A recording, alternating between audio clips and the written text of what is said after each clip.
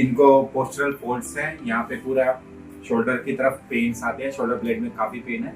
आज मैं आपको एक बहुत ही लेटेस्ट ग्लोब थेरेपी दिखाऊंगा जिससे हम इनको ठीक कर सकते हैं। दिखाओ, ये होता है ग्लोब, ये हमने स्पेशली मंगवाया है मलेशिया से, तो हम इससे इनका पेन ठीक करेंगे।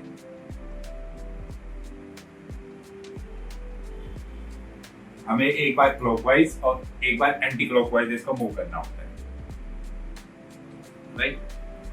राइट साइड में हमेशा हमें एंटी क्लॉकवाइज मूव करना है और लेफ्ट साइड में हमें क्लॉकवाइज मूव करना है। राइट,